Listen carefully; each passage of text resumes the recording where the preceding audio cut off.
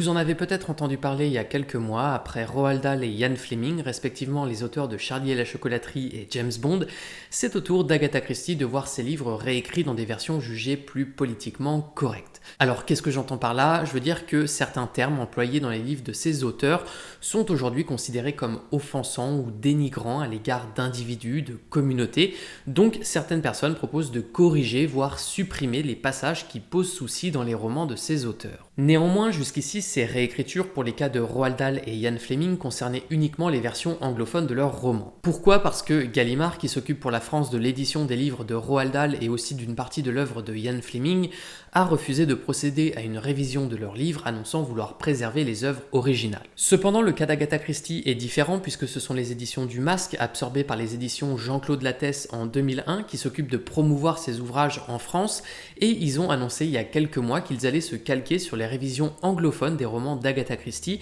pour les publier dans de nouvelles versions, comme on l'a dit, jugées plus politiquement correctes. Et ça, c'est une annonce qui a fait scandale, et très vite, beaucoup de gens sont montés au créneau en dénonçant une censure de la part des woke, c'est-à-dire de ces individus qui, en luttant pour la justice sociale, pour défendre les droits des plus démunis ou des communautés opprimées, imposent une sorte de dictature et de bien-pensance à tout le monde, si bien que, vous le savez, aujourd'hui, on peut plus rien dire, et on se retrouve avec des œuvres qui sont tout à coup cancel, ou peut-être pire encore, on touche à quelque chose de sacré parce qu'on réécrit des textes d'auteurs sans leur consentement pour des questions morales. Cependant, toute cette façon de présenter les faits, c'est-à-dire de prétendre que des militants sociaux sont à l'origine d'une censure, n'est à mon sens pas très honnête d'un point de vue intellectuel, parce que, comme on va le voir, la plupart des médias présentent cette affaire de révision et ses enjeux d'une façon tellement inexacte, tellement caricaturale, qu'ils en viennent à créer des représentations que je considère très en décalage avec la réalité des faits. Donc c'est pour cette raison que je tourne cette vidéo, c'est pour arrêter d'être simplement dans la réaction par rapport à cette affaire autour d'Agatha Christie et se documenter et réfléchir un peu plus en profondeur à ce qu'elle implique vraiment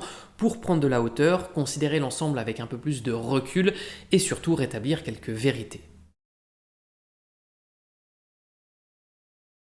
Donc commençons par le commencement et revenons-en d'abord à Agatha Christie et à ce qui pose problème dans ses romans. Pour la présenter brièvement, Agatha Christie c'est une romancière britannique née en 1890 à Torquay dans une famille de classe moyenne plus, parce que quand même assez aisée, et morte en 1976 à l'âge de 85 ans à Wallingford au Royaume-Uni. C'est en 1910, vers l'âge de 20 ans, et tandis qu'elle est clouée au lit par une forte fièvre, que sa mère l'encourage à se mettre à l'écriture, ce qu'elle fait, et elle rédige ainsi une première nouvelle intitulée The House of Beauty qui parle de rêves et de folie. Dans les années 1910, sa sœur va aussi la challenger et l'inciter à écrire des histoires policières, donc c'est un genre auquel elle va commencer à s'intéresser petit à petit, et elle écrit effectivement un premier roman policier, mais qui ne sera pas un franc succès, pour la bonne et simple raison qu'il ne convainc aucun éditeur de le publier. Agatha Christie reçoit cependant quelques encouragements qui l'invitent à continuer d'écrire, ce qu'elle fait encore une fois. En parallèle de tout ça, en 1914, elle épouse un aviateur du nom d'Archibald Christie, avec lequel elle aura une fille unique un peu plus tard. Ce qu'on peut dire à son sujet, c'est que Archibald Christie deviendra ensuite un homme d'affaires, et pour l'anecdote, Agatha Christie va prendre son nom de famille, puisque de base elle s'appelait Agatha Miller, et elle conservera ce patronyme même après leur divorce en 1928 à la suite d'une affaire d'adultère où son mari la trompera avec une collègue de travail. Quoi qu'il en soit, dans la seconde moitié des années 1910, il file encore le parfait amour, même si la guerre éclate, et qu'en 1916, Agatha Christie s'engage comme infirmière chimiste à Torquay, en Angleterre, là où elle est née, pour porter secours aux blessés, et au passage, cette expérience lui permet de se familiariser avec divers poisons qui apparaîtront plus tard dans ses romans. Quand elle a du temps libre, elle continue d'écrire, et elle rédige justement un nouveau roman qui s'intitule La mystérieuse affaire de Styles, dans lequel apparaît pour la première fois Hercule Poirot, le célèbre détective belge dont elle racontera les aventures dans 33 romans et 51 nouvelles. Et surtout pour ce roman, elle réussit à trouver un éditeur et donc il est publié pour la première fois en 1920. Bon, par contre, c'est pas tout de suite un immense succès, mais disons que ce livre lui ouvre les portes du monde de l'édition, ce qui lui permet de publier d'autres romans et de finalement connaître un vrai succès populaire en 1926 avec son 7e roman baptisé Le meurtre de Roger Ackroyd, dont 8000 exemplaires s'écoulent très rapidement, ce qui est vraiment excellent pour l'époque. À partir de là, elle va commencer à devenir une romancière très populaire, notamment dans le genre policier. Elle publie alors 1 à 2 livres par an, faisant régulièrement intervenir ses personnages fétiches comme Hercule Poirot ou Miss Marple. Et pour être encore plus précis, de 1920 à 1975, elle publie 67 romans, 154 nouvelles et 20 pièces de théâtre. Et surtout, aujourd'hui, on estime qu'elle aurait vendu entre 2,5 à 4 milliards de livres à travers la planète, ce qui est juste colossal et fait d'elle l'une des autrices les plus lues au monde. Pour l'anecdote aussi, en 1930, elle se remarie avec un certain Max Malloy, Lohan qui est archéologue et qu'elle va accompagner sur plusieurs sites de fouilles archéologiques, notamment au Moyen-Orient. Et plus généralement dans sa vie, Agatha Christie c'est quelqu'un qui a quand même beaucoup voyagé. Déjà dans son enfance, elle visite les Pyrénées avec ses parents, elle séjourne plus tard à Paris, elle ira aussi en Égypte avec sa mère, puis avec son premier mari au début des années 1920, elle fait une sorte de tour du monde pendant plusieurs mois où elle visite l'Afrique du Sud, la Nouvelle-Zélande, Hawaï, le Canada. Bref, pour l'époque, Agatha Christie c'est vraiment quelqu'un qui voyage beaucoup et ses voyages sont pour elle de belles occasions de lui en apprendre plus sur le monde qui l'entoure. Seulement, elle a beau avoir rencontré des individus issus de toutes sortes de cultures au cours de sa vie, Agatha Christie a reçu une éducation très victorienne, très classique pour une Britannique de son âge et de son milieu social,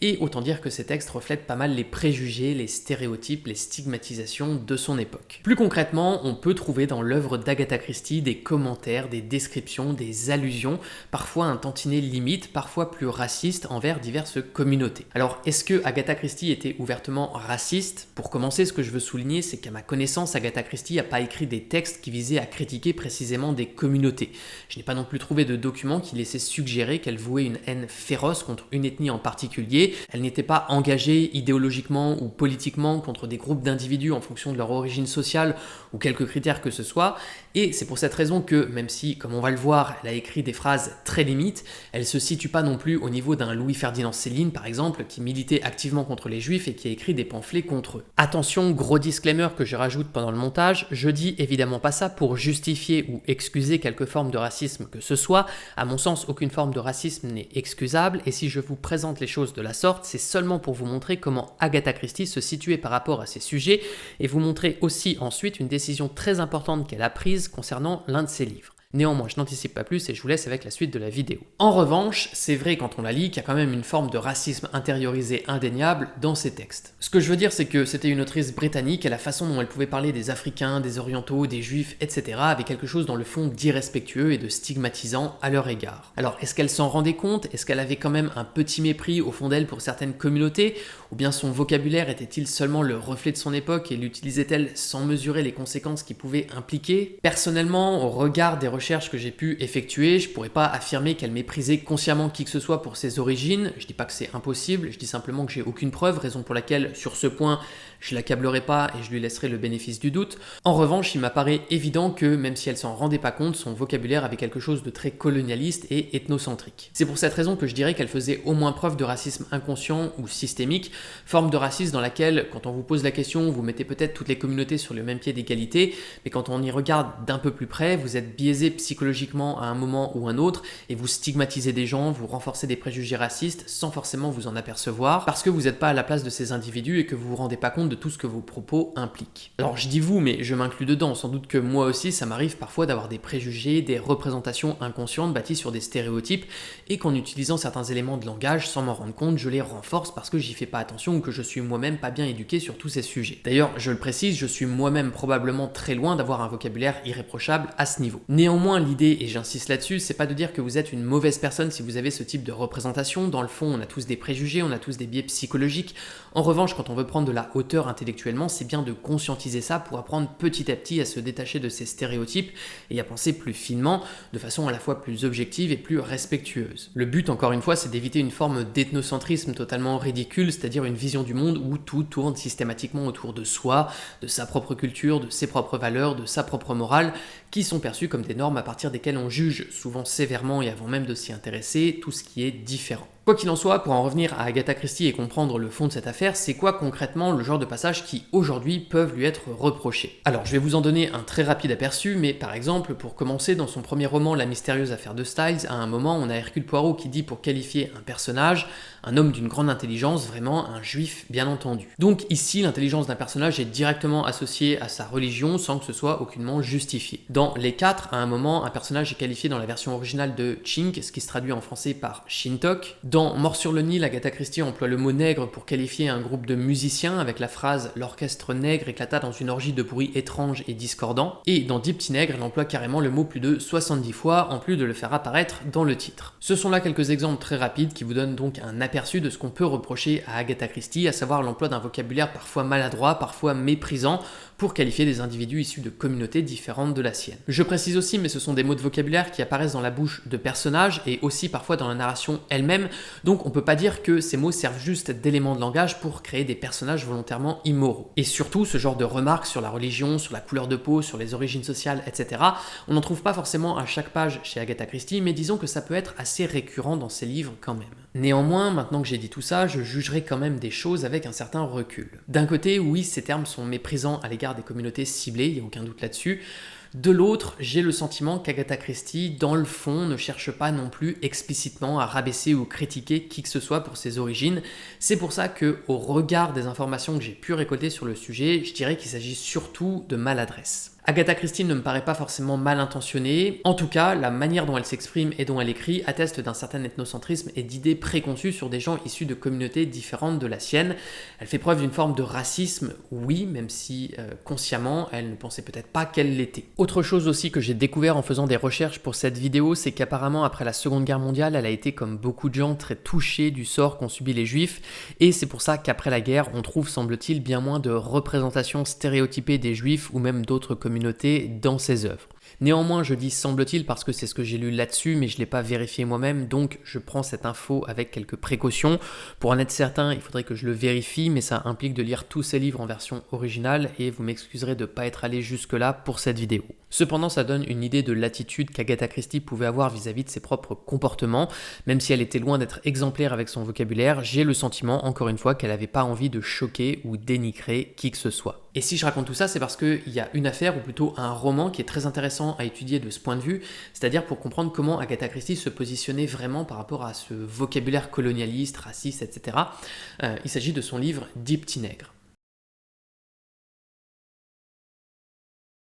Concrètement, Dix petits nègres, c'est un roman qui tire son titre d'une comptine baptisée Ten Little Niggers, donc 10 petits nègres, écrite en 1869 par un certain Frank Green, à partir d'une autre comptine de Septimus Winner baptisée Ten Little Indians. Bon, autant dire que ces comptines sont à plein nez le colonialisme. Quoi qu'il en soit, Agatha Christie s'en sert parce que dans son roman, des personnages sont tués à chaque fois d'une façon qui rappelle cette comptine, et si besoin est de préciser, les personnages du roman ne sont pas noirs, ils sont tous blancs, même si l'intrigue dans la version originale se passe à Nigger Island, littéralement en français l'île du nègre. Donc bref, ce que je veux dire, c'est que les apparitions du mot nègre servent à créer le décor de l'histoire, mais n'ont aucun impact sur l'intrigue. On pourrait remplacer ce mot par ce que vous voulez, on pourrait dire les 10 petits schtroumpfs, que ça ne changerait rien du tout à l'histoire. Or, évidemment, le mot nègre dans le texte et encore plus dans le titre, ça passe pas bien, je vais pas m'étendre là-dessus, mais on sait très bien que c'est un terme méprisant, colonialiste, raciste, etc. Et donc en 2020, il y a une sorte de premier scandale avec ce livre, puisqu'il a été officiellement retitré Ils étaient 10 en français. Alors aussitôt, on a crié à la censure, on a dit que les woke imposaient leur dictature, etc. Mais ce que je trouve vraiment intéressant, c'est de comprendre pourquoi on l'a renommé comme ça et qui a vraiment pris cette décision. Pour commencer, j'ai lu qu'en 2020, Amazon avait décidé de retirer le livre de son site parce qu'il n'était pas conforme aux critères de la société. Cependant, pour être franc, j'ai mené ma petite enquête là-dessus et je suis assez sceptique sur le fait qu'Amazon ait consciemment cherché à cancel le livre, même si on était alors en pleine affaire Black Lives Matter, pour une raison, c'est que la seule preuve que j'ai trouvée pour attester de cette suppression, c'est une discussion sur le forum des vendeurs partenaires d'Amazon, où un utilisateur, qui est peut-être un libraire, un brocanteur, j'en sais rien, demande pourquoi il n'a pas pu mettre en vente des exemplaires des 10 petits nègres. Alors d'autres utilisateurs supposent que c'est à cause du mot nègre qui figure dans le titre, mais finalement on n'a aucune preuve de ça, et surtout ce que je constate, c'est qu'aujourd'hui on peut trouver énormément de produits sur Amazon avec le terme nègre dans l'intitulé, dont des DVD des 10 petits nègres par exemple, ou des versions d'occasion du livre. Donc ce qui me semble le plus probable, c'est plutôt qu'Amazon a simplement durci ses bottes pour éviter de vendre des produits racistes en pleine affaire Black Lives Matter, et que certains revendeurs à ce moment-là en aient subi les conséquences, et subi la conséquence surtout d'un robot. Alors après, je sais pas s'ils ont pu remettre leur livre en vente ou pas, mais comme je l'ai dit, aujourd'hui on peut trouver le livre sur Amazon si on le veut. Donc voilà, tout ça pour dire que cette histoire d'Amazon qui veut cancel l'œuvre, je considère qu'elle est à prendre avec des grosses pincettes, elle est pas claire du tout, et j'ai trouvé aucun article de journaliste qui sourçait correctement cette information. Du coup, pour en revenir au changement du titre du roman, en réalité voici ce qui s'est vraiment passé. C'est l'un des ayants droit d'Agatha Christie, à savoir son arrière-petit-fils, James Prichard, à la tête d'Agatha Christie Limited, la société qui gère les œuvres d'Agatha Christie et qui a été fondée par celle-ci dans ce but, et bien c'est lui qui a décidé de changer le titre de l'ouvrage de son propre chef en Ils étaient 10. Alors est-ce que l'affaire avec Amazon a joué dans sa décision? De mon côté, quand je vois que la preuve de la suppression d'Amazon c'est juste un message sur un forum que presque personne n'a vu, j'en suis pas certain parce que je suis pas sûr qu'il ait eu connaissance de ça. Peut-être que ça l'a influencé, peut-être pas, avec les informations dont je dispose, je peux en tout cas rien affirmer, je soulignerai juste que c'est seulement lui qui a pris cette décision. Et en 2020, il expliquait notamment pour justifier son choix, ce récit est basé sur une comptine populaire qui n'est pas signée Agatha Christie. Mon avis c'est qu'Agatha Christie était avant tout là pour divertir l'avertir et elle n'aurait pas aimé l'idée que quelqu'un soit blessé par une de ses tournures de phrases. Et à mon sens, il voit juste. Quand on étudie un peu qui elle était, je pense pas qu'Agatha Christie aurait aimé que des lecteurs soient blessés par son vocabulaire. Ce qui l'intéressait, c'était que ses histoires parlent au plus grand nombre. Et il y a un élément très tangible qui me permet de soutenir ce point de vue, c'est qu'elle a elle-même accepté à ce qu'on procède à des révisions de son roman pour l'édition américaine. En fait, comme je l'ai dit, en France, le roman a été retitré en 2020 et il a même été retraduit pour supprimer toutes les apparitions du mot nègre qui a été remplacé par soldat. Néanmoins, au Royaume-Uni et aux États-Unis, il ne s'est rien passé de tel cette année-là pour une raison, c'est que ces changements dans le cas de ce livre, ça fait longtemps qu'ils ont déjà été faits. En fait, le roman est paru pour la première fois en Angleterre en 1939, mais déjà pour sa parution aux États-Unis, l'éditeur américain considère que le titre ne va pas bien passer étant donné le contexte de la société américaine où les sujets liés à la couleur de peau sont beaucoup plus sensibles qu'en Angleterre. Du coup, l'éditeur propose le titre Henzer they were none à Agatha Christie, littéralement en français, et ensuite il n'en resta plus aucun,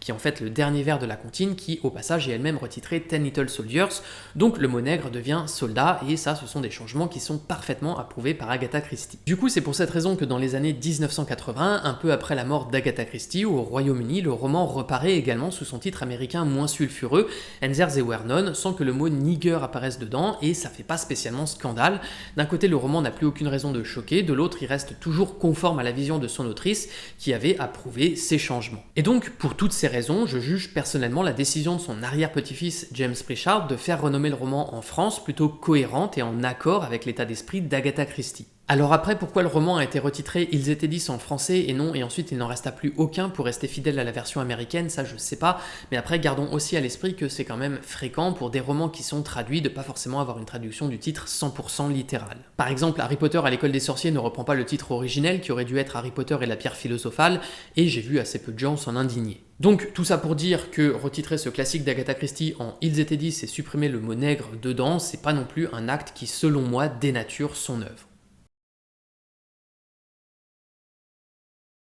Bien entendu, l'affaire autour du retitrage français de ce livre d'Agatha Christie, qu'on appellera désormais Ils étaient 10, c'est une chose, mais la révision de tous ses romans c'en est une autre, surtout que ce sont des révisions pour lesquelles, cette fois, elle n'a pas donné son consentement. Du coup, la question qui se pose, c'est est-ce que c'est vraiment si choquant que ça de réécrire des histoires a posteriori pour modifier ou supprimer des passages qu'on considère aujourd'hui comme immoraux ou dérangeants ou racistes ou stigmatisants ou ce que vous voulez. Et bah pour tout vous dire, j'ai personnellement une position assez nuancée sur le sujet pour les raisons que je vais vous exposer. D'abord, je l'avoue, au début quand j'ai entendu parler de l'affaire, j'étais pas très enthousiaste à l'idée d'une réécriture, surtout si c'est seulement un geste qui vise à répondre à un sentiment d'indignation. L'indignation qui repose sur la morale, sur le bien et le mal, sur la colère, c'est généralement quelque chose qui me déplaît profondément. Donc tout ce qui va se rapprocher de la cancel culture, des appels au boycott, je suis pas très fan, même si après chaque situation est à prendre au cas par cas, puisque des auteurs, des créateurs qui font n'importe quoi et qui publient des choses qu'ils ne devraient pas avoir le droit de publier, il y en a aussi beaucoup. Le dernier en date étant peut-être l'auteur de Houri, le dernier prix Goncourt, puisqu'il a semble-t-il violé le secret médical pour raconter et voler l'histoire d'une femme qui a vécu des choses absolument terribles. Quoi qu'il en soit, comme vous l'avez déjà vu dans cette vidéo, je vais me garder de blâmer Agatha Christie pour l'emploi de son vocabulaire, même si je le trouve très malheureux et inadéquat pour plusieurs raisons. D'abord, je le répète, bon c'est mon opinion, mais elle ne me paraît pas mal intentionnée et j'ai pas de preuve qu'elle ait méprisé au cours de sa vie, férocement ou durablement, des individus pour des questions ethniques ou sociales. Ensuite, même si je désapprouve son vocabulaire colonialiste, ses tournures antisémites, etc., je suis pas non plus si choqué que ça par ce qu'elle écrit, même si je trouve que c'est parfois très limite et je comprends aussi qu'à son époque en Angleterre, le langage et la morale n'étaient pas les mêmes qu'aujourd'hui. À mon sens, ça excuse pas toutes ces tournures parce que le mot nègre par exemple était déjà problématique à son époque aux États-Unis, mais disons que ça peut en expliquer certaines. D'autre part, je suis tout à fait conscient aussi que juger la morale d'hier à la lueur de notre morale actuelle, ça revient le plus souvent à mal juger des choses et c'est très facile de s'indigner pour tout et pour rien, raison pour laquelle je considère que c'est toujours mieux de recontextualiser une œuvre avant de la critiquer ou de se laisser choquer. Ça veut pas dire qu'elle est incritiquable ou excusable, mais ça permet de prendre du recul, de prendre de la hauteur sur ce qu'on prétend juger. Évidemment, je suis aussi conscient d'une chose, c'est que je suis français, j'ai la peau blanche, je suis un homme, donc bref, comparé à d'autres gens, je suis beaucoup moins souvent visé par des critiques quant à mon appartenance sociale ou ethnique. Dans le cas des œuvres d'Agatha Christie, je suis même pas du tout visé,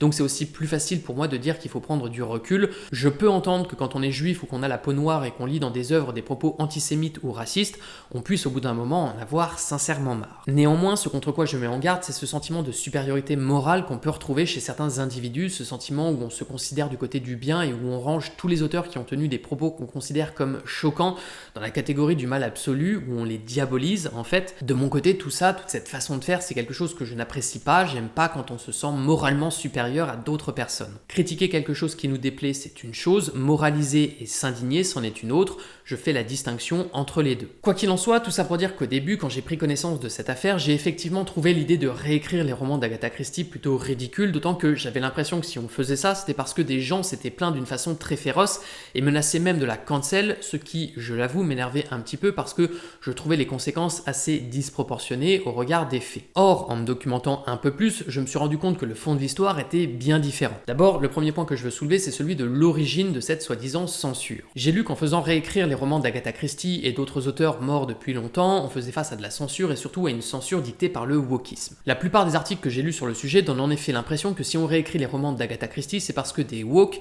des militants sociaux de diverses causes sociales, font régner leurs lois et inspirent un sentiment de terreur qui oblige à limiter la liberté d'expression, à faire attention à ce qu'on dit et à censurer certains mots, certaines idées jugées mauvaises. Mais c'est une représentation extrêmement irréaliste de toute cette affaire. D'abord, de façon générale, il n'y a pas de mouvement woke vraiment bien organisé, structuré, avec qui plus est un pouvoir étatique qui dicterait sa loi. En réalité, le terme woke, c'est surtout un mot qui vise à décrédibiliser des militants sociaux qui exercent une influence dans la société, certes, mais qui n'en ont pas le contrôle, contrairement à ce que voudraient nous faire croire leurs opposants, et c'est assez simple de réaliser pourquoi, c'est que leurs opposants, qui n'ont pas non plus spécialement le contrôle de la société, exercent souvent une influence opposée à la leur, ce qui fait que notre société est à mon sens surtout prise en étau par des groupes d'influence aux idées opposées, qui remportent ou qui perdent des combats de façon successive. C'est le principe de la démocratie, des idées différentes sont représentées. Quoi qu'il en soit, en rhétorique, cette façon de décrédibiliser les militants sociaux en les nommant des woke, ça s'appelle un épouvantail ou un homme de paille. En gros, on présente la position d'un individu de façon exagérée, déformée, pour mieux la détruire. Et là, en l'occurrence, dans cette affaire, si je dis que les militants sociaux sont souvent traités comme des hommes de paille, c'est parce qu'il y a des confusions énormes sur le rôle qu'ils jouent vraiment dans toutes ces histoires de révision. Par exemple, on va vous dire que les romans d'Agatha Christie, comme ceux de Roald Dahl ou Ian Fleming, sont réécrits parce que des sensitivity readers se sont plaints de leur vocabulaire. Alors, qu'est-ce que c'est qu'un sensitivity reader? C'est un correcteur qui va chercher tous les termes offensants dans un livre, toutes les représentations stéréotypées possibles pour faire une note à l'auteur ou l'éditeur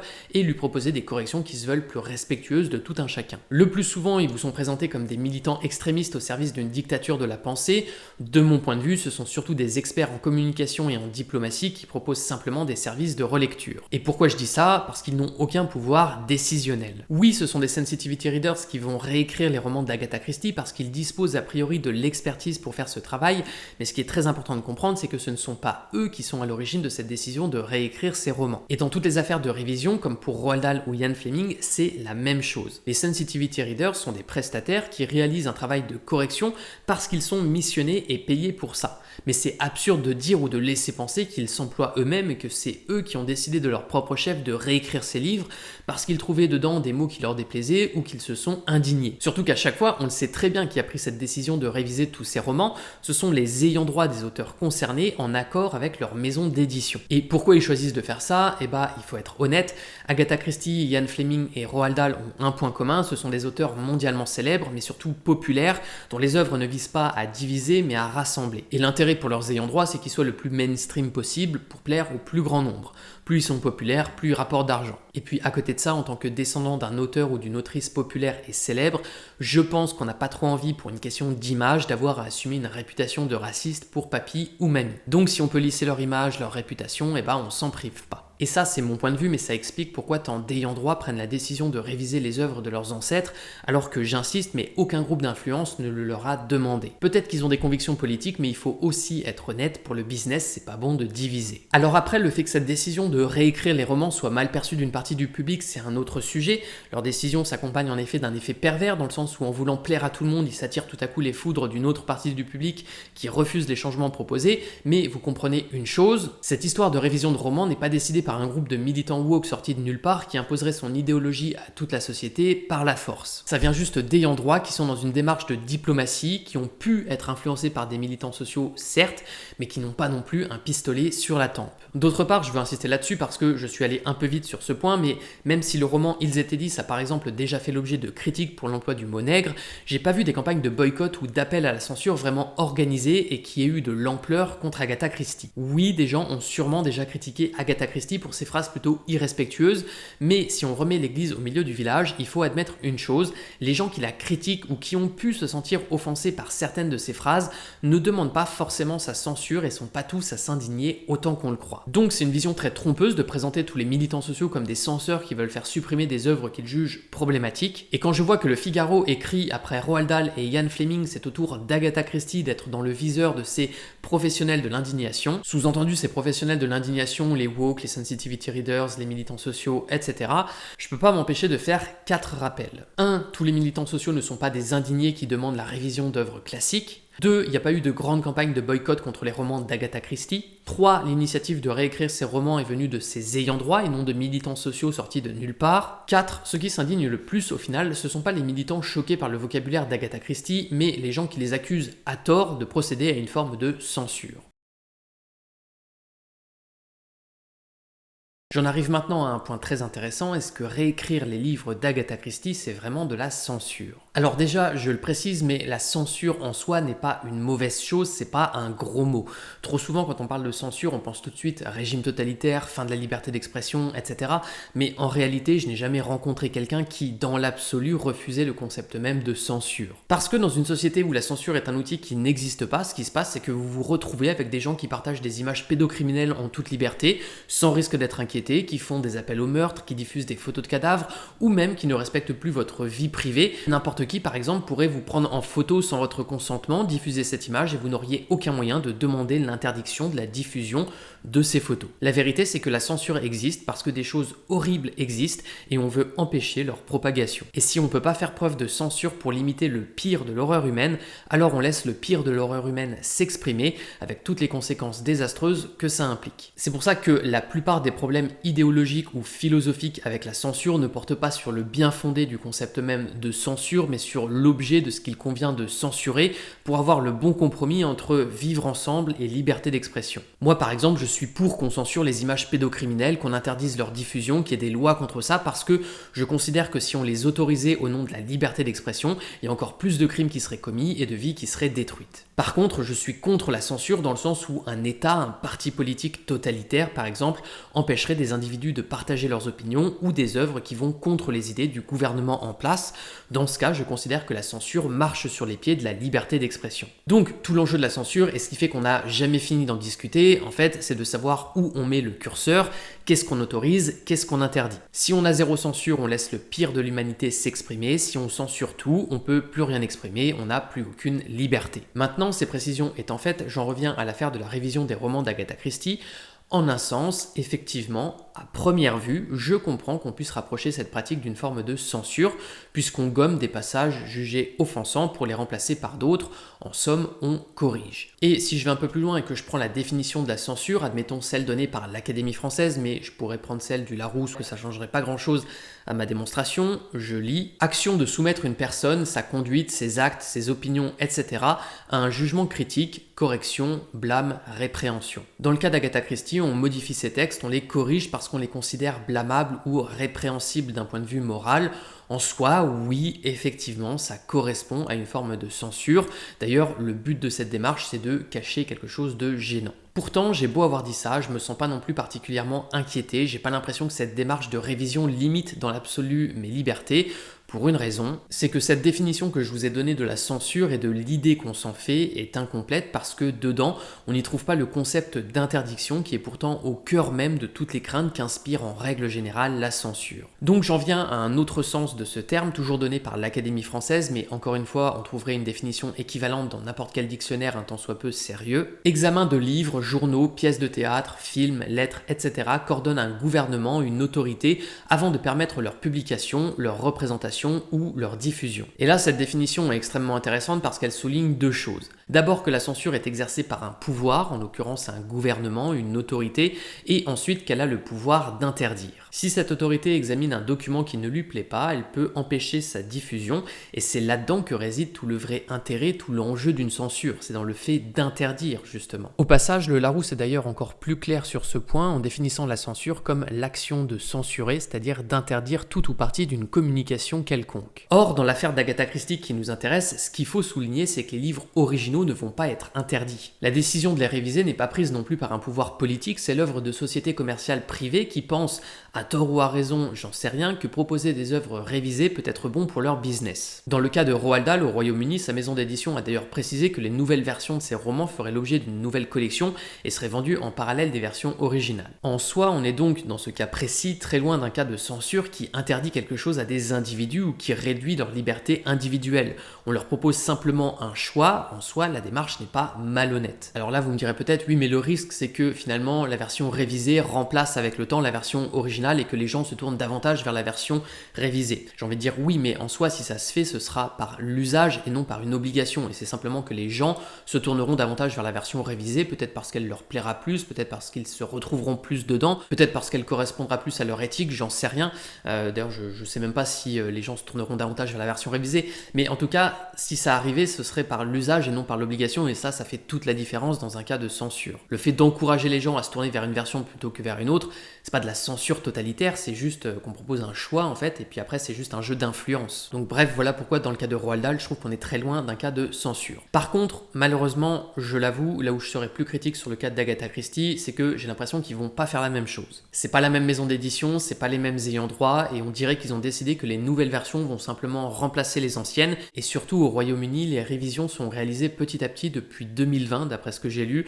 Or, sur le site de la maison d'édition HarperCollins, j'arrive jamais à savoir si un livre est une version révisée ou pas, ce qui pose selon moi un énorme souci de transparence, car je considère qu'il est très important en tant que lecteur de savoir si on lit un original ou une version corrigée. Une maison d'édition qui vend des œuvres révisées devrait donc indiquer elle-même sur la couverture ou sur ses pages de vente à quoi on a affaire pour éviter toute tromperie, et ne pas le faire, en effet, c'est très problématique. Donc, je l'avoue, la façon dont certaines maisons d'édition réalisent ces révisions me déplaît énormément. D'abord, je préférerais qu'on laisse le choix au lecteur de se tourner soit vers la version originelle, soit vers la version révisée. Et ensuite, j'aimerais que si on a affaire à une œuvre corrigée, ce soit indiqué clairement sur la couverture ou à la limite en quatrième de couverture. Comme ça, personne n'impose rien à personne et chacun peut faire son choix en toute connaissance de cause, en accord avec ses idées. Cependant, même si sur l'aspect de la transparence des maisons d'édition, j'aurais là aucune nuance à apporter, car je considère juste que c'est malhonnête si on n'indique pas clairement aux lecteurs ce qu'ils lisent. Sur l'accès aux œuvres classiques, je serai plus tempéré parce qu'il faut avouer une chose, même si les anciennes versions des romans d'Agatha Christie ne sont plus publiées, vous pourrez quand même sans aucun souci continuer de trouver les livres originaux, par exemple au format numérique sur internet ou au format papier en bibliothèque ou en brocante. Il y a tellement d'exemplaires qui ont été vendus qui disparaîtront pas du jour au lendemain, et c'est pour ça que même si je condamne la façon dont l'éditeur d'Agatha Christie a l'air de s'y prendre pour réviser ses œuvres, je peux pas me servir de cette histoire pour crier au totalitarisme. Ici, encore une fois, personne n'interdit rien à personne. C'est juste que des entreprises qui disposent d'un droit d'exclusivité sur l'œuvre d'un ou d'une artiste décident d'en user comme elles le veulent et prennent, selon moi, en arrêtant d'éditer les versions classiques, une mauvaise décision. Et d'ailleurs, c'est peut-être ça aussi, dans le fond, une partie du problème, le fait qu'un petit groupe d'individus puisse détenir une légitimité, un pouvoir à modifier une œuvre plus que les autres, même si ce n'est que pour une durée limitée, dans la mesure où toute œuvre est vouée un jour ou l'autre à tomber dans le domaine public. Ce point m'amène d'ailleurs à un nouveau chapitre de ma réflexion. Est-ce que modifier une œuvre, qui plus est un classique, c'est vraiment si choquant que ça, si immoral?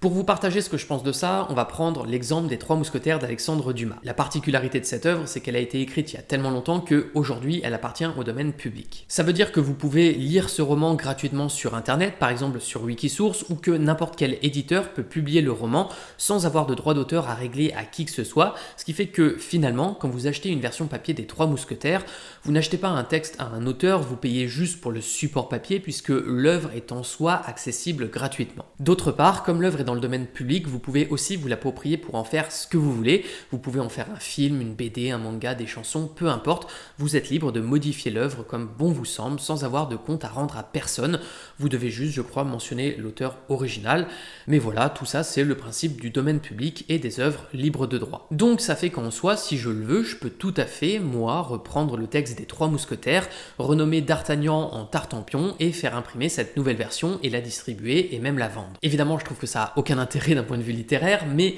j'en ai le droit et ce droit, tout le monde l'a. Du coup, c'est ce qui fait par exemple que Gallimard me fait un peu rire puisqu'ils ont refusé de refaire traduire les œuvres de Roald Dahl pour respecter l'œuvre originale, mais pourtant il publie une version abrégée des Trois Mousquetaires de Dumas en positionnant l'ouvrage comme une édition jeunesse. Juste avant le premier chapitre, il précise bien qu'il s'agit d'un texte abrégé par Patricia Arroux-Vignaude. Je vois aussi que le livre fait 480 pages au format poche, donc à mon avis, à la louche, elle a coupé au moins la moitié du texte. Ce que je constate aussi en lisant les premières lignes, c'est qu'elle n'a pas seulement coupé dans le roman, elle a aussi réécrit certains passages pour les simplifier. Je vous laisserai faire pause pour comparer le texte original avec sa version et juger des différences, mais en attendant, je vous pose une question. Est-ce qu'il s'agit d'une forme de censure de la part de Gallimard de publier un roman de Dumas dans lequel on a supprimé la moitié du texte et où on réécrit certains passages? À mon avis, c'est que non. Il est clairement précisé que le texte a été abrégé, je sais ce que je lis, et si je le veux, je peux retrouver le texte original. Donc même si le texte a été modifié, pour moi c'est pas de la censure, c'est juste une appropriation du texte,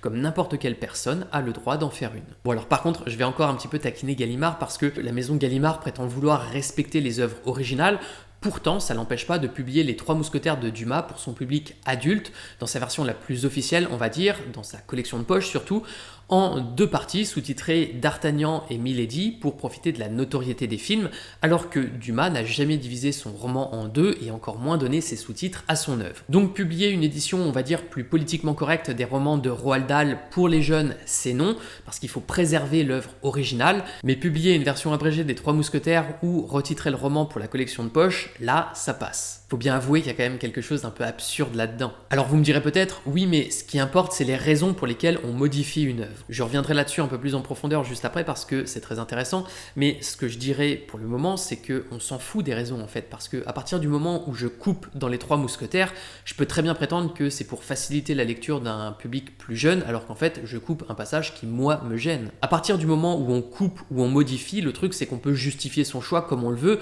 et on pourra jamais juger totalement objectivement des raisons qui ont poussé à ce choix. Quoi qu'il en soit, encore une fois, si je dis ça, si je parle de ces versions modifiées des Trois Mousquetaires, c'est pas pour condamner Gallimard, en soi je suis d'accord pour qu'ils aient le droit de modifier des œuvres et pour que tout le monde ait ce droit quand il s'agit d'œuvres du domaine public, pourvu qu'on puisse toujours continuer d'accéder aux originaux. Par contre, ce que je trouve hypocrite, c'est l'excuse du on veut préserver l'original alors qu'il y a déjà des cas où il ne préserve rien du tout et jusqu'ici ça n'a jamais choqué personne. Donc à mon sens, la vérité c'est que soit pour des questions idéologiques ou d'image, ils veulent juste pas être associés à des versions de romans revisités par des sensitivity readers parce que le wokisme a mauvaise réputation, ce qui peut s'entendre, même si je trouve pas que ce soit forcément ultra légitime, soit ils trouvent que les termes qui posent problème chez Roald Dahl ne sont pas si problématiques que ça et ne méritent pas une révision, ce qui peut être selon moi une raison compréhensible de refuser de faire une réécriture, ou bien alors ils peuvent aussi considérer que mettre simplement des notes de bas de page pour donner du contexte est un meilleur moyen de prendre de la distance par rapport au texte original, ce que là aussi, selon le contexte, selon les tournures considérées, je peux entendre. Ou alors, parce que j'ai pas encore fini, et là ce serait une raison également très légitime, Gallimard pense sincèrement que ses livres révisés ne vont pas se vendre. Et là d'ailleurs, je vous l'avoue, moi-même, je suis pas certain, surtout en France, qu'il y a vraiment une demande pour ce genre de livre. En tout cas, ça reste à vérifier. Et si je dis ça, c'est parce que j'ai le sentiment que même chez les woke, comme on dit, si certains ont le choix entre une œuvre originale et une œuvre révisée, ils iront peut-être pas forcément vers celle qui est révisée, et si j'étais un éditeur, je me lancerais probablement pas dans cette aventure parce que entre les coûts pour faire corriger les livres, les impressions, la promotion, etc., je suis pas sûr que ce serait financièrement très intéressant ou même que je serais forcément rentable sur tous les livres que je fais corriger. Alors après, on verra bien ce que ça donne puisque de toute façon, certains éditeurs vont tenter l'expérience. En tout cas, de mon côté, je suis surtout curieux de voir si ces livres vont vraiment trouver preneur. Vous allez peut-être trouver ça surprenant de ma part de dire ça maintenant parce que j'ai conscience de beaucoup défendre les révisions dans cette vidéo, mais si je fais ça, c'est pas parce que je soutiens idéologiquement les révisions et que je les trouve légitimes ou géniales, c'est juste que je trouve absurde et malhonnête d'un point de vue intellectuel de chercher à interdire leur existence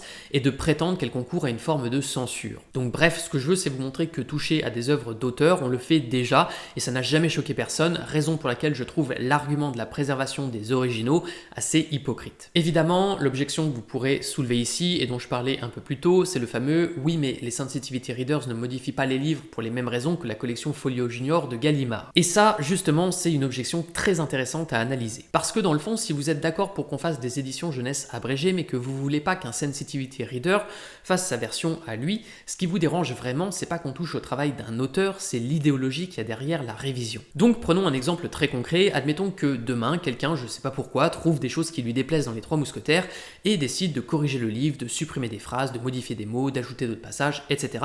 Et que moi, tout ça, ça me plaît pas, donc je veux l'interdire de faire ça. Et bah, il y a deux situations possibles. Soit j'interdis à tout le monde de modifier et de s'approprier des œuvres qui sont pourtant dans le domaine public, et donc j'abolis le domaine public, et plus personne n'a le droit de modifier une œuvre, de l'adapter, de se l'approprier et de diffuser ses modifications. Mais dans ce cas, ça veut dire que vous n'avez plus le droit de publier une version abrégée des Trois Mousquetaires, de reprendre tout ou partie d'une pièce de Molière pour l'adapter en BD, ou de faire un roman sur Roméo et Juliette. En gros, dans cette situation, je limite les libertés de tout le monde. Ou alors, seconde option, j'interdis juste à des militants sociaux de modifier des œuvres parce qu'ils trouvent dedans des termes offensants, et moi ça me déplaît profondément qu'ils réécrivent ces livres pour ce genre de raisons. Mais du coup, si je suis dans cette démarche, c'est moi qui exerce une censure, et cette fois dans un sens totalitaire, dictatorial, puisque j'empêche quelqu'un de modifier une œuvre au nom d'une idéologie contraire à la mienne, alors que je laisse toutes les autres personnes qui pensent comme moi faire les adaptations qu'ils souhaitent des œuvres qu'ils veulent. Donc bref, là où je veux en venir, c'est que soit on interdit à tout le monde de s'approprier des œuvres du domaine public, soit on laisse tout le monde faire ce qu'il veut, mais on peut pas, pour des raisons morales, dire toi tu peux faire les modifications que tu veux et toi tu peux pas. Parce que là, on est alors dans la forme de censure la plus terrible qui soit,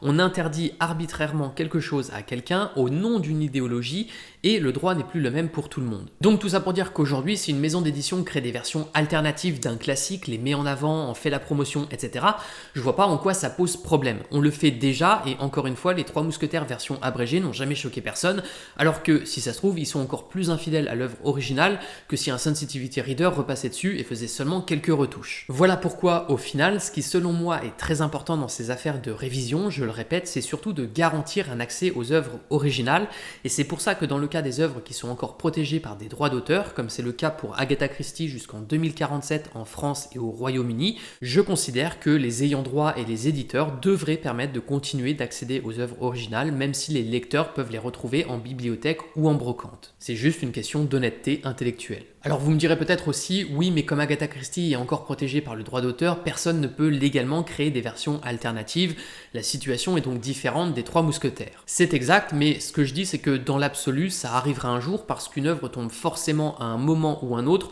dans le domaine public, ce n'est donc qu'une question de temps avant qu'on puisse modifier en toute liberté les œuvres d'Agatha Christie. Et d'ailleurs, pour l'anecdote, aux États-Unis, la loi est différente. Pour les œuvres parues avant 1978, le droit d'auteur fonctionne non pas comme en Europe par rapport à la date de mort de l'auteur, à laquelle on ajoute 70 ans, mais par rapport à l'année de la publication de chaque œuvre, auquel on ajoute 95 ans. Ça fait donc que certains livres d'Agatha Christie sont déjà dans le domaine public aux États-Unis, comme La mystérieuse affaire de Styles, publiée en 1920, qui est son premier roman. Donc les Américains peuvent y accéder gratuitement, le publier comme ils le veulent, le modifier, etc. Du coup, pour en revenir au concept même de censure dans son sens le plus répressif, pour toutes les raisons que je viens d'évoquer, même si j'ai des désaccords avec la façon dont s'y prennent certains légataires et certaines maisons d'édition pour proposer des versions révisées, je refuserai de me servir de ces affaires pour dire qu'on se retrouve dans des cas de censure au sens totalitaire du terme, puisque, comme je l'ai répété maintes fois, on pourra quand même continuer par divers moyens d'accéder aux œuvres originales.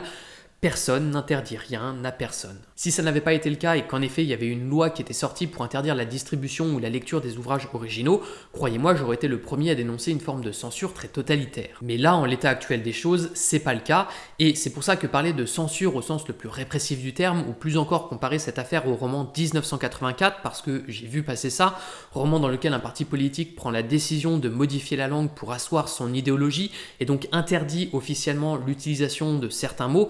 c'est quand même très inexact et caricatural de nous comparer à ce livre parce que dans notre société, aucune loi n'interdit les livres d'Agatha Christie tels qu'ils étaient écrits jusque-là. Dans 1984, si vous utilisez un mot interdit, vous risquez d'aller en prison, d'être torturé ou d'être exécuté. Dans notre société à nous, si vous utilisez un des termes que des sensitivity readers se proposent de corriger dans un roman d'Agatha Christie, il va rien vous arriver parce que justement ces termes ne sont pas interdits et les livres d'Agatha Christie encore moins. Bon alors évidemment, si vous traitez quelqu'un de nègre et qui porte plainte pour injure raciale contre vous, vous aurez affaire à la justice, mais enfin, vous l'aurez bien cherché, et dans ce cas, c'est pas votre liberté d'expression qui est réduite au sens où on vous empêche d'être un grand intellectuel qui a de hautes idées. Le problème, c'est juste que vous portez atteinte à la dignité humaine d'un individu, et il y a des lois pour éviter ça, et elles sont pas nouvelles. Donc bref, tout ça pour dire qu'avant de s'indigner, de se plaindre qu'on peut plus rien dire, c'est bien aussi de se poser des questions et de réfléchir au sujet pour comprendre où on se situe vraiment par rapport à 1984 ou par rapport à un régime totalitaire. D'autre part, contrairement à ce que j'ai lu, ces révisions ne visent pas non plus à effacer l'histoire ou le passé, effacer. Preuve en est, comme je l'ai dit, rien ne nous empêchera d'accéder aux versions originelles. Sur ce, maintenant, pour la suite de cette partie, je vais soulever encore quelques arguments, non parce qu'ils attestent de mes opinions personnelles, je vous préviens d'ailleurs que j'y souscris pas forcément, mais parce que d'un point de vue intellectuel, ils permettent de voir les choses sous un autre angle. Par exemple, certains peuvent dire que réviser une œuvre, c'est de la censure et que ça contribue à la faire disparaître. Mais je peux aussi rétorquer qu'en réalité, c'est un moyen d'assurer sa pérennité. Parce que dans le fond, si tant d'ayants droit veulent faire réviser les œuvres de leurs ancêtres, c'est justement pour éviter qu'elles disparaissent. En un sens, plutôt que de voir dépérir des œuvres parce que le public s'en détourne ou les oublie du fait d'un trop grand décalage avec lui, le fait de les modifier, de les actualiser, peut être un moyen d'assurer la continuité de leur popularité. D'ailleurs, si on prend un peu de recul, je connais pas une histoire de la Grèce antique qui n'ait jamais été au moins un peu modernisée par un auteur contemporain. Je veux dire, on peut pas laisser Jean Anouilh réécrire sa version d'Antigone, s'approprier l'histoire, y mettre ses idées, et en même temps s'indigner qu'on change 3 ou 4 mots dans un roman d'Agatha Christie. Surtout, et c'est très important, si on précise sur la couverture ou sur la 4e de couverture qu'il s'agit d'une version révisée, comme Gallimard précise pour ses 3 mousquetaires qu'il s'agit d'une version abrégée. Alors bien sûr, certains s'indigneront qu'on puisse toucher au texte d'un auteur comme si ses écrits étaient absolument sacrés, mais de mon côté, j'ai tendance d'abord à ne pas vraiment sacraliser parce que le plus souvent, à partir du moment où on sacralise, je considère qu'on tombe dans le fanatisme et on n'a plus des idées très claires pour juger objectivement des choses. D'autre part, pour ceux qui s'imaginent que les mots exacts de l'auteur sont beaucoup plus importants que les retouches qu'on pourrait faire, si on prend les cas de Molière ou La Fontaine, je rappellerai aussi que ça fait belle lurette que plus personne ne lit leurs textes originaux. Ils ont été écrits dans un français très daté et toutes les versions que vous trouvez en librairie sont des versions modernisées pour nous les rendre plus accessibles et ce sont elles qui sont devenues les plus populaires aujourd'hui. Donc on peut dire que modifier les œuvres d'un auteur sans son consentement, c'est pas bien, c'est irrespectueux, mais je peux aussi répondre que c'est un moyen de les moderniser et ainsi de garantir leur diffusion. Si on n'avait pas procédé à cette modernisation des textes de La Fontaine ou de Molière, qui les lirait vraiment encore? En fait, le risque, si on n'actualise pas un texte, c'est pas qu'il soit censuré, c'est qu'il soit oublié. Évidemment, ici, vous me direz peut-être, oui, mais dans le cas d'Agatha Christie, on modifie pas ces textes pour une question de compréhension, on les modifie pour éviter de choquer ou de déplaire à une partie du public. J'entends bien, mais l'argument que je soulevais ici vise d'abord à dire que, dans l'absolu, retoucher des textes d'auteurs, c'est en fait une pratique nécessaire si on veut garantir leur accessibilité pour les générations futures parce que la langue et la société évoluent en permanence. Et là où je voulais aussi en venir, c'est que si vous considérez qu'il ne faut pas blâmer Agatha Christie pour ses tournures malheureuses parce que lorsqu'elle a écrit ses romans, la société était différente et le sens qu'on donnait aux mots n'était pas le même qu'aujourd'hui, alors il faut admettre qu'une actualisation de ces textes n'est pas plus absurde que pour Molière ou La Fontaine. Si c'est le sens des mots qui a évolué, la problématique de la réécriture n'est pas seulement une question de morale mais de linguistique. Dans le fond, si on pense comme ça, on ne réécrit pas, on traduit plutôt d'une langue ancienne vers une langue nouvelle. Bon, ici précisément, je souscris pas vraiment à cet argument, je le donne surtout pour la théorie et l'exercice de pensée, parce que je suis pas du tout convaincu que le sens de tous les termes problématiques chez Agatha Christie était si différent que ça à son époque. Ça mériterait une étude plus approfondie, mais par exemple le mot nègre était déjà problématique pour les États-Unis, d'où la nécessité de la révision des dits petits nègres dès sa parution, encore une fois. Ensuite, pour en revenir à l'importance des mots de l'auteur qui comptent pour certains lecteurs, je rappellerai aussi que dans les cas des œuvres qui sont traduites, cette fois d'une langue vers une autre, on n'accède jamais vraiment à ce qu'a écrit un auteur tel qu'il l'a écrit. C'est pour ça que retraduire les œuvres d'Agatha Christie en français ne va pas forcément les éloigner davantage de l'esprit des œuvres originales. Je fais un petit aparté, mais dans son cas, en plus, les premières traductions françaises étaient catastrophiques en termes de respect de l'œuvre. Il y en a notamment plusieurs qui ont été signées par Louis Postif, qui faisait pas une traduction au mot près, mais qui réécrivait carrément l'histoire, ce qui fait que, par exemple, sa traduction de Mort sur le Nil a moins de chapitres que le roman original. Donc tout ça pour dire qu'on peut s'indigner que des sensitivity readers refassent des traductions aujourd'hui, c'est pas pour ça qu'elles seront plus infidèles à l'œuvre originelle que celles qui ont été faites précédemment. Enfin, pour finir sur toute cette histoire de réécriture autour d'Agatha Christie, j'aimerais conclure avec quelques commentaires personnels pour apporter à la fois des précisions sur ce que je pense moi de ces affaires de révision et proposer encore quelques nuances sur tout ce que j'ai pu dire jusqu'ici. Donc d'abord un mot sur les dix petits nègres / ils étaient 10. Comme je l'ai déjà dit, j'ai comparé les différentes versions et franchement, même s'il y a une ou deux phrases qui disparaissent et que le mot nègre est remplacé par soldat, encore une fois, je trouve que les modifications ne changent rien du tout à l'histoire. J'ai pas l'impression de faire face à une œuvre spécialement censurée, d'autant que si je le veux, j'ai zéro difficulté à retrouver la version originale. Du coup, je dois l'admettre, dans ce cas précis, je préfère lire Ils étaient 10 que 10 petits nègres. Je le répète, mais c'est exactement la même histoire, sauf que cette fois, elle est allégée de sa teinture colonialiste qui lui était totalement inutile, et à mon sens, elle ne trahit pas Agatha Christie puisqu'elle était d'accord pour faire ces modifications. Néanmoins, je garde aussi à l'esprit que pour les autres affaires de réécriture, c'est différent, notamment parce que d'abord, les auteurs n'ont pas donné leur accord, et ensuite, je doute pas que parmi toutes les révisions qui vont être faites, pour Agatha Christie, Roald Dahl, Ian Fleming ou d'autres, certaines vont être plus ou moins malheureuses. Je veux dire, il est tout à fait possible que des sensitivity readers fassent mal leur travail et corrigent parfois des termes qui n'avaient pas lieu d'être, ou même apportent des corrections qui nuisent au style de l'auteur ou à la narration et cassent un peu l'histoire. Ça arrivera peut-être et ça fait que les révisions seront nulles et sans intérêt. Ou alors peut-être qu'elles seront encore mieux et qu'en fait les versions corrigées offriront une histoire légèrement améliorée par rapport à ce qu'avait fait l'auteur ou l'autrice. Mais en fait ça pose surtout une question philosophique dans le fond, est-ce qu'on lit un livre ou un auteur? Ce que je veux dire c'est que si j'ouvre un roman d'Agatha Christie, ce qui m'intéresse c'est de faire face à un crime et de découvrir qui est le tueur. Par contre, si je lis À la recherche du temps perdu, c'est pour découvrir les idées de Proust, apprécier son phrasé, etc. C'est pour ça qu'il y a des auteurs pour lesquels je me fiche un peu de lire une version légèrement révisée. Pour moi, Agatha Christie n'a pas un style suffisamment fort pour justifier de la lire au mot près. En gros, je lis pas Agatha Christie pour connaître sa vision précise de quoi que ce soit. Je dirais même que dans son roman Les Quatre, si on remplace Shintok par chinois, comme j'en avais pris l'exemple en début de vidéo, on se retrouve avec un livre qui est mieux écrit. Cependant, est-ce que j'ai forcément envie de lire un livre qui est mieux écrit ou même seulement plus moral? Pour Agatha Christie, comme je disais, en soi ça me dérange pas de lire une version modifiée parce que dans son cas, je considère que je lis plus un livre qu'une autrice. En gros, avec Agatha Christie, je suis plus porté sur le scénario que sur l'écriture en elle-même. Mais par exemple, si quelqu'un faisait une version révisée d'un livre de Proust, je vois pas forcément bien pourquoi, mais enfin admettons, ou même de Céline, ce qui se justifierait peut-être un peu plus, ça m'intéresserait pas du tout de lire ces romans en version révisée, car avec ces auteurs, ce que je veux, c'est pas lire la meilleure version de leur livre, ou même les versions les plus morales. Ce qui m'intéresse, c'est de lire ce que l'auteur a écrit pour être au plus proche de sa pensée, de ses idées, de son style, de son sens de l'esthétisme, pour le meilleur et pour le pire. Donc c'est pour ça que finalement, pour moi, les révisions n'ont de sens que pour des auteurs populaires, avec un style simple, qui se veulent accessibles et qui écrivent surtout pour divertir et non pour partager des idées ou une vision du monde qui leur est propre. D'autre part, j'en avais parlé rapidement, mais je le répète, si ça ne tenait qu'à moi, on n'aurait probablement jamais réécrit tous ces livres d'Agatha Christie, Roald Dahl ou Ian Fleming, parce que dans le fond, les versions originales ne me choquent pas, même si je comprends que des lecteurs puissent se sentir offensés par certains termes.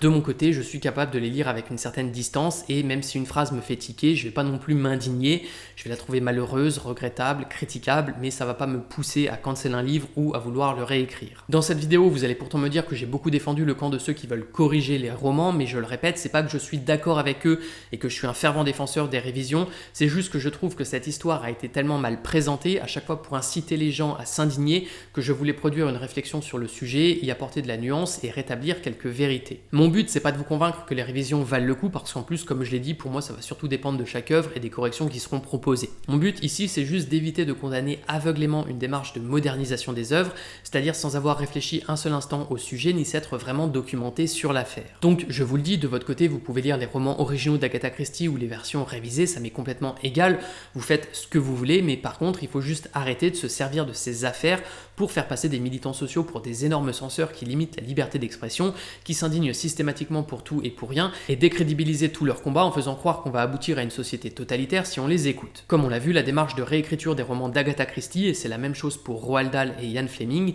elle vient de leurs ayants droit, et surtout ce sont des décisions qu'ils ont prises de leur propre chef. Personne ne s'est vigoureusement élevé contre leurs romans au point de faire des pétitions, par exemple, pour les faire censurer. Alors après, vous pouvez ne pas aimer les révisions qui sont faites, mais ce que je voulais dans cette vidéo, c'était montrer qu'il n'y a pas lieu de s'indigner contre la démarche en elle-même, au point de vouloir l'empêcher. Dans cette vidéo, j'ai laissé tout sentiment d'indignation de côté parce que je considère qu'à partir du moment où on s'indigne, on ne réfléchit plus, on réagit. L'indignation, c'est un sentiment qui repose sur la colère et sur la morale, elle s'exprime le plus souvent par une sorte de réflexe pavlovien, et c'est pour ça que je dis qu'à partir du moment où on s'indigne, on n'est pas dans la réflexion, on n'est pas dans la raison, on est juste dans une réaction purement émotionnelle dont il convient de se sortir si on veut vraiment penser avec finesse. Donc bref, tout ça pour dire que c'est pas si choquant que ça de modifier des classiques, comme on l'a vu, on le fait déjà, il n'y a rien de grave là-dedans, et pourvu qu'aucune autorité politique n'interdise les originaux, les libertés de chacun sont préservées, ce qui est le plus important. En revanche, ce sur quoi ça vaudrait le coup d'insister, en effet, ce serait de demander aux éditeurs de continuer de faire imprimer les originaux, comme dans le cas de Roald Dahl, même si les lecteurs pourront continuer d'y accéder de toutes sortes de façons. Et surtout, il faudrait qu'ils soient totalement transparents quand ils éditent une version révisée, en le mentionnant sans ambiguïté sur le livre, parce qu'encore une fois, c'est très important que les lecteurs sachent ce qu'ils lisent. Sur ce, je crois que j'ai dit l'essentiel de ce que j'avais à dire sur le sujet. J'espère que suite à cette vidéo, vous y voyez maintenant un peu plus clair sur cette affaire de révision des romans d'Agatha Christie. L'idée, encore une fois, c'était surtout d'apporter de la nuance par rapport à ce que la plupart des journalistes en ont dit sur un ton très alarmiste. Ces précisions étant faites, pour ceux qui ont apprécié la vidéo, je vous invite aussi à la liker, à vous abonner si ce n'est pas déjà fait, à activer la cloche, et moi je vous dis à bientôt.